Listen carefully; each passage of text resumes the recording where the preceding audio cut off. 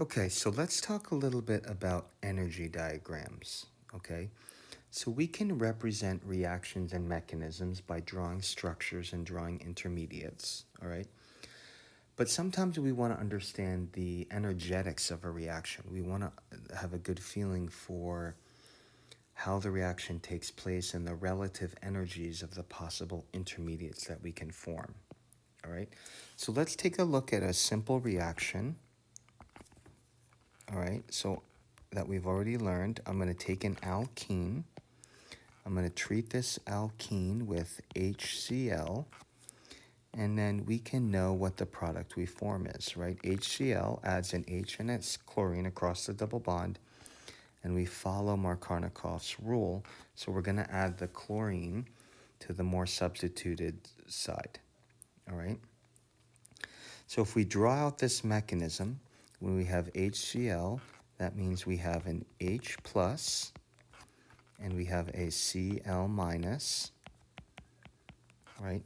So in our mechanism, our pi bond, okay, our pi bond is going to break and we are going to add a hydrogen. We are going to protonate by adding a hydrogen. So we will add that hydrogen to the sp2 carbon that's more substituted, forming a carbocation. So you notice here I didn't actually draw the hydrogen in, right? Let's just go back and add some of our H's to make sure we're comfortable with this, right? So here we have a CH3.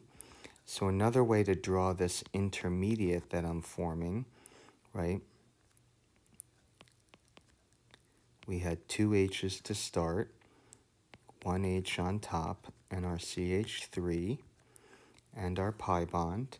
Our pi bond breaks, and now we're going to add that hydrogen to the side, the sp2 carbon where there's more hydrogens, forming our carbocation, right? So we want to get to the point, right, where I can just draw this and understand it means that. That's kind of important, right? We don't want to waste our time drawing in hydrogens, but we have to know that these are equivalent to each other, all right? To finish the mechanism, we know that our chlorine is going to be our nucleophile, and that chlorine is going to attack our electrophile, right? Specifically, the carbocation is our electrophilic carbon. So this lone pair is going to form a new bond to that carbon. So the chlorine will form a new bond. The chlorine had 4 lone pairs. One of the lone pairs formed a bond, so there's 3 lone pairs left. All right? And this is our attack step. So you'll see in this reaction, this is a 2-step mechanism.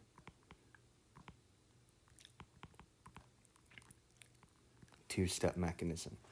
So now what I want to do is I want to plot this mechanism on an energy diagram, right? So what I'm going to do is draw a big line here and write E, energy going up.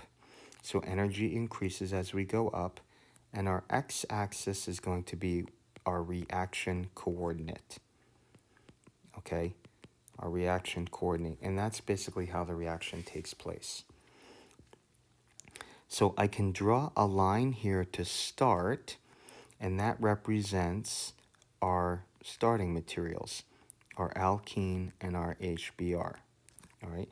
And really specifically, we're just going to be focusing on the energy of the alkene. So our first step is a protonation step, right? So this line will go up. We're now going to form a carbocation here, right?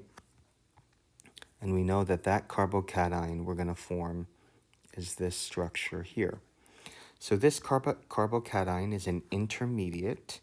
Okay, this is called an intermediate. It's a structure that is formed, but it's not particularly stable.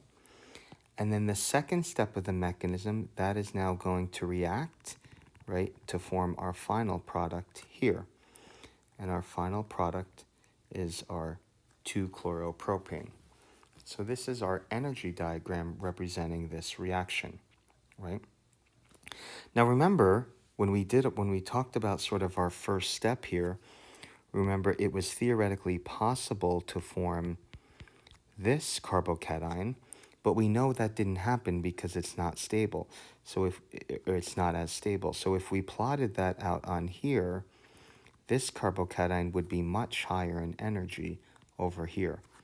So that's why we don't form the primary carbocation, why we form the secondary in this example.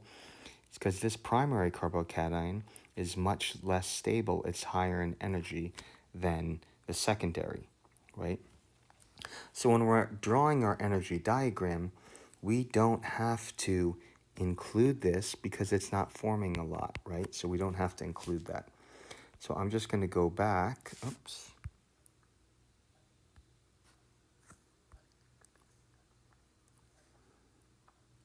Sorry about that. I'm just going to go back here, okay? And we are going to erase sort of our primary carbocation because we don't really need to include it. All right, we don't need to include it because we're not going to form a lot of it, right? So when we draw our mechanism and our energy diagram, we just want to draw what's majorly formed. So there's our first protonation step, and then there's our attack step. So when we have two steps in our mechanism, you see we're going to have two humps. There's the first step, our protonation step. Here's our second step, our attack step, right? So the number of steps in a mechanism tell you how many humps you have, all right? We have one intermediate. We have one intermediate that lies at a lower energy between the two humps, okay? And in most of our reactions, especially in our alkene addition reaction, you'll see here that this reaction is exothermic. All right, so for our alkene addition reactions, our product is going to be more stable than our reactant. And that's because the two sigma bonds are going to be stronger than having one pi bond, right? Than having one pi bond and an HCl. So by having the two sigma bonds, that makes the reaction exothermic. All right. So this is a basic energy diagram. Okay. So anytime we know the mechanism and we know how many steps we have, we can always draw an energy diagram to sort of demonstrate that.